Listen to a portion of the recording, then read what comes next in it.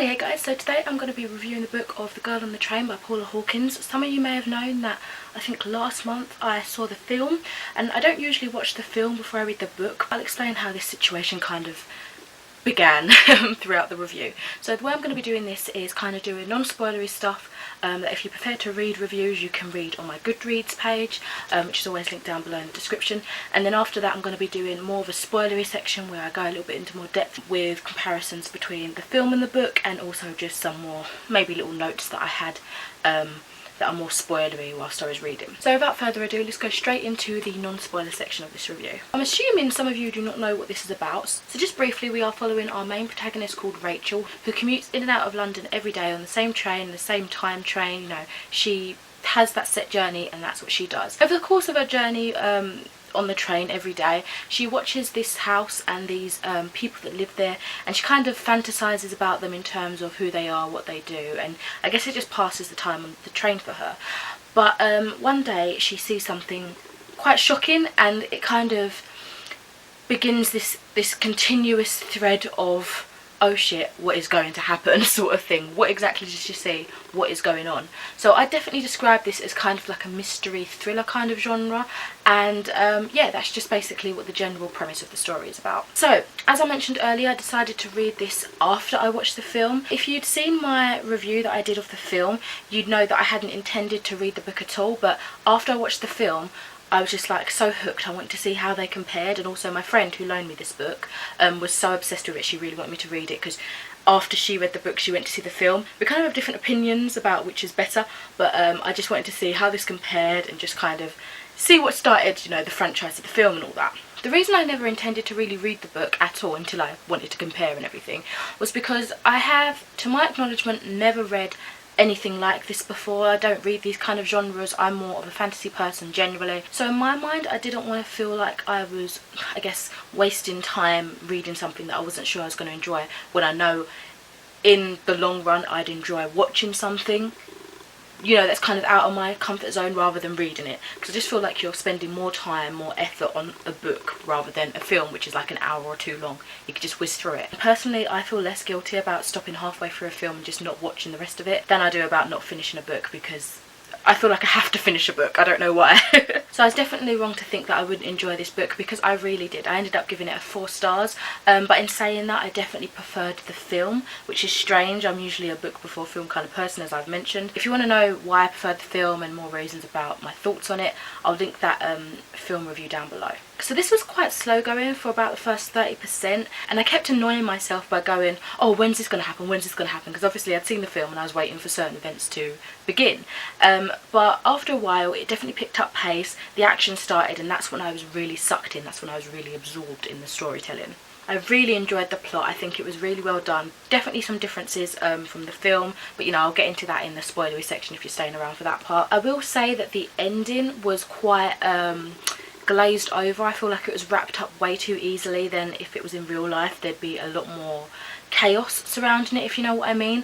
Some of you may know what I mean if you actually have read it, but just to be as vague as I can without spoiling anything, I feel like they could have done a lot more with that. Particularly I feel like perhaps some of the portions in the midsection of the book could have been cut out to prolong what happened to the characters and everything at the end of the book, to kind of make it a bit more believable and flesh it out a little bit more, you know, in realistic terms. Generally I do think this book is quite a good length. You know, you get a lot of background to characters, the characters developed really well I think, and overall the plot and everything like that was really good. I think the characters are all very strong. I really liked reading from Rachel's point of view. She's quite an unreliable character, so it was really interesting to kind of go in not knowing whether she was, you know, understanding things correctly or not, so it kind of put you on like at the edge of your seat thinking, hold on, is this right, is this wrong, what's going on? So that definitely added to, like, I guess the thriller mystery kind of sense of the book as well. So just overall for this non-spoilery section, I'm really happy to have finally dived into this kind of genre and to love it straight off the bat. So yeah, I'll be definitely looking out for more books like this, but in all honesty I will probably just watch more movies or TV shows like this. So now that that's out of the way, I'm going to go into the more spoilery stuff and more where I compare the film to the book. So if you don't want to watch that for any reason, then please feel free to leave now, and I will speak to you next time. I really liked that we had multiple point of views. I wasn't expecting that. I think we had 3. So we had Rachel, Megan and Anna. And I really wasn't expecting Anna's point of view actually. But obviously by the time we got to the ending events, it definitely made sense for why she was, you know, all of a sudden perking up and all that. And I really liked the diary format. It wasn't like Dear Diary blah blah blah, but I liked how it was done with, it gave you like the dates and everything so you can kind of go back, because obviously when we was reading from Megan's perspective it was in the past, whilst Rachel's and Anna's was more like present, you know, so it was kind of interesting to see it flitting back and forth, and I really appreciated it. It definitely made it more of an absorbing immersive experience because of the more personal diary kind of format, you know. In terms of the movie, I think it translated quite well, but it was definitely more of a subtle kind of prose for the film. It was just to kind of keep you up to date of what was now and what was then, whereas in the book I felt like it was definitely more of a stronger feature. I was quite confused with whether this was in England or America, because in the film it's kind of set in America but Rachel is British. I finally realised, and I think I got told by someone, that the book they are all in England, and if that was the case it kind of tripped me up a bit, because quite early on in like the beginning chapter, oh my leg's going dead, Rachel said uni at some point, and then straight in the same paragraph I think she said college, and it sounded like she was still talking about uni. And obviously in America college is like equivalent to uni or whatever, but over here college is college and uni is uni, like the next level of education.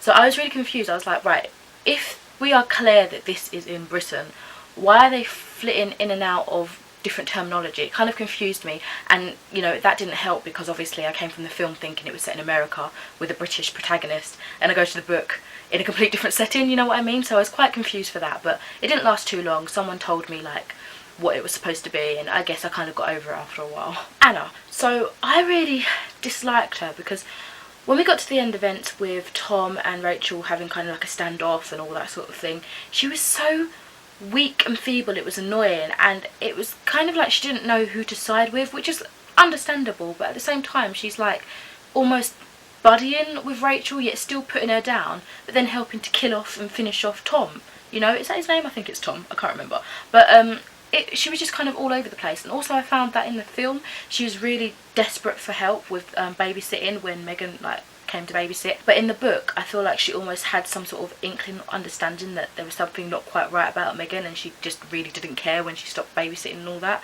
So it's kind of interesting to see that difference in character there, because in a way that kind of completely transformed her as a character and almost made her feel like 2 different people when you compare the book to the film, or vice versa. Just going back quickly to the America-Britain thing, another thing that added to the confusion was the use of spelling. Like there was times where blonde was spelt with an E and times where it was spelt without an E, so obviously that's like a differentiation in spelling across the countries, but that was confusing, because again it added to the fact that, okay, where are they, you know, where is this set? But obviously you read it and you realise, okay, they're saying English places, she's talking about going in and out of London rather than New York or whatever it was in the film, so you know it's clear, but those little inconsistencies kind of irritate me. I pick up on little points like that and it bothers me, so that's something I'd like to mention. Scott and Megan, so I thought they were really interesting as characters, kind of looking at their relationship dynamics through the eyes of Rachel when she was first fantasizing them as like Jess and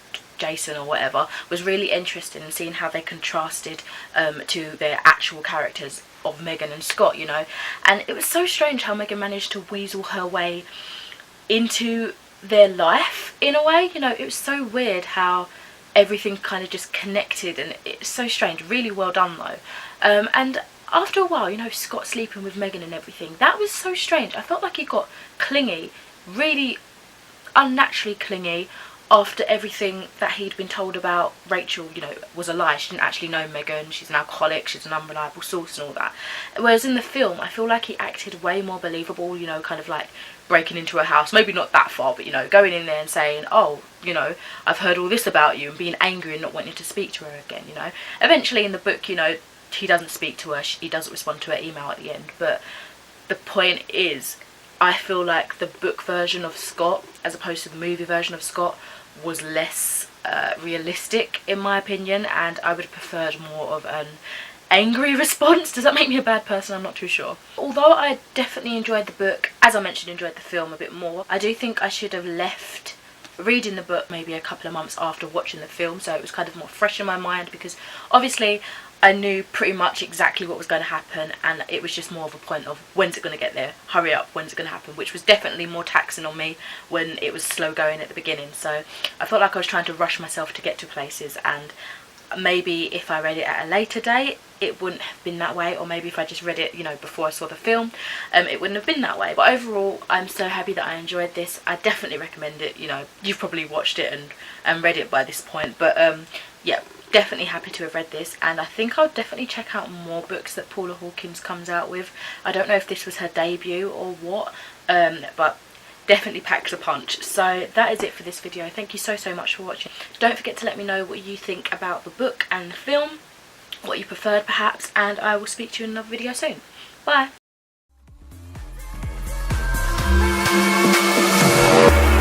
Here 1 minute, gone the next. There's no